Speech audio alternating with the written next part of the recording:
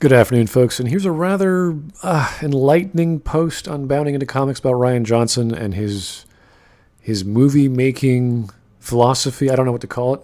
His discipline when writing. I don't know. From the title, we could say, Star Wars: The Last Jedi Director, Rian Johnson admits he didn't care about Star Wars canon and history. Yeah, essentially that's true. Let's see what he has to say.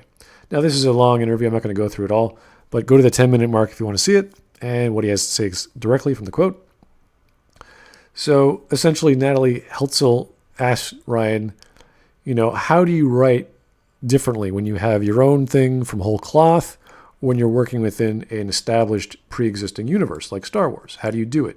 What things do you do differently? And Johnson said this: because I don't really think in terms of universes or in terms of creating worlds or whatever. That's not interesting to me. So for him, he doesn't want a world build. He doesn't want to create stuff from whole cloth, or he doesn't want to use what's already there. He doesn't care about that. Which sounds as if he doesn't like doing sequels, or he doesn't like doing Chapter 2. So he's probably the exact opposite guy you should have done or taken for Episode 8 or Episode 9, because he doesn't care. He continued, the only thing that is interesting to me is story. Okay. This is a really difficult term for me to wrap my brain around when he's saying story. Because when you say story, to me, that means everything. That means the text on the screen. That means the dialogue, the descriptions, everything. The visuals, the setting, the world building, the technology, the magic, whatever is there. Everything is story. Everything you write, everything you hear. Everything you see, whether it's a movie theater or it's a book or a TV or radio, it doesn't matter. Everything is story. So maybe he's just talking about his story in his head. That might be more clear. I don't know. And the story specific to like whether you are writing a Star Wars film that's part of a 3-movie trilogy or a quote unquote original thing like Knives Out, you are still telling a story that is new to the thing that you are doing, that it has to work within the context of that movie. See, this is fascinating to me, because he's saying, yeah, you still have to do your own thing, but it also has to be within context of that movie. And I would say, yeah, you're right. You have to do your own thing as a story, that it could exist as a story by itself, as a standalone element, like a plot, like Revenge, for example. That's a standalone element. You don't need the previous movie to explain that. But at the same time, he's also saying it has to work within the context of that movie. So how do you get a sequel to Episode 7 to work within the context of Episode 7? How does that work, Rian? Well, what you do is you watch Episode 7, you say you have all these setups, and you give it some payoffs. If you don't give it payoffs, you continue or stretch the setup, or you elaborate on it so there's more exposition on what that thread, that storyline, that plot means. You have to develop the story, which is the thing you supposedly care about or only care about. And this is a problem just in general, because if you're called in to do something, it doesn't matter if it interests you. I don't care if you're a writer or a bricklayer. You are called in to do it. You do the job as best as you can. Whether you're motivated or whether you have some sort of genius idea is irrelevant. You do the job you're asked. So to him, if it's not interesting, it does, so what? You must have a plethora of books and other stories you've experienced and read or written that you can fall back on and say, hey, I'm going to tell this kind of story now. Even though I don't really like murder mysteries anymore because I've read so much, or I'm not really inspired by them anymore, but, why not? That would be interesting to have a mystery element in the story. You could be a master mystery storyteller, and it could just be the most boring thing to you. You've been doing it for 30 years, but you're still going to do it because that's what people expect of you, because you've been known to do those things. As I don't expect Agatha Christie to not write mystery, but I do expect her to have some degree of it.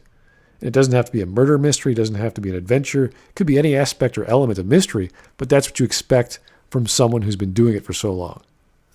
But in this regard, it sounds as if Brian doesn't even like doing sequels. He just wants to do his own thing. So to me, the notion that of what's the entire galaxy or world that you are creating or something, I can't imagine getting excited about creating that, which is hilarious because every time I talk to someone who's a writer or wants to be a writer, they love making worlds. They love filling out all the details and all the colors and all the characters and all the settings and all the buildings and the trees. They love world building. And I always say to them, well, that's good. I think that's fun, but it doesn't matter anything if you don't have a solid character to experience that world and to have their conflict exist through it or as a result exist, period. You want everything in the story to reflect the conflicts and problems and urges and desires and goals of the character, like the protagonist or the antagonist. But he doesn't get excited over that stuff. I don't know what he's doing. To me, what I'm excited about is creating a 2-hour-long experience for an audience to have in the theater. To me, that is bullshit. That is a bullshit sentence. That's like saying, I like making movies. I don't care about world building. I don't care about characterization. I don't care about this. I don't care about that. I just want you to have a good time. I want you to go to the movie theater. I want you to buy your ticket. I want to make some money for Disney. That's what this is saying, this sentence. Now, I see nothing wrong with a writer or creator wanting their audience to have a good time. That's fine. But not after stating something like this, that world building doesn't matter, that characterization doesn't matter. And that means how they engage moment to moment with the story and the characters that are on the screen. Great. He just described dangling a pair of keys in front of a 2-year-old or a cat. It's flashy. Look at it. Ooh, look, here's another flashy thing. Oh, look, there's another explosion. Oh, look, there's a mama joke. Oh, look, there's an explosion that is technically out of bounds of the lore and physics of the setting I've been borrowed to take part in. That's like asking someone to write a Star Trek episode, whether it's the original series or TNG or whatever, not knowing anything about technology or the state of the galactic affairs with politics, not knowing who the Romulans are, and I don't know, wanting to create a second Vulcan species and say, oh yeah, they're just like the Vulcans, but they're my own. It's like, hey, we have that. They're called the Romulans. It's like, no, this is a different thing. It's like they're not logical. They're warlike and they like spying. It's like, yeah, it's called the Romulans. It's like, no. This is my own idea, and not giving a crap of what actually is in the lore. You wouldn't get hired. You would not be able to write Star Trek if that was the case. Now, however this happened, Ryan was hired, and he just dropped all the setups from episode 7 and whatever characterization there was of Luke in episode 6 and said, I don't care. I'm doing my own thing, which is contradictory to him working within the context of a movie that came before it in many other movies. And that means how they engage in the moment, and that doesn't change in either one of those. So he's looking at whether he's doing a standalone story or movie, or whether he's doing a sequel, makes no difference to him. I can understand where he's coming from, but if the end result is The Last Jedi, I have no idea what he's talking about. You either are within the context of the movie, of the setting, of the universe, or you're not. You are either doing your own standalone space opera thing that happens to borrow the Star Wars lore, or you're not. You are either making a sequel to a Star Wars film that has setups and characterization and plot lines and threads, or you're not. So I don't get this. I do not understand this. This is very awkward for me to read. It's as if, hey, he's a writer. This is what writer would say. An egotistical writer who's like, oh, I'm really good. I want to prove myself to whomever. And then he gives us The Last Jedi. And you're like, oh, no one wanted this. If I wanted to be subverted, I'll go play Knights of the Old Republic in Star Wars.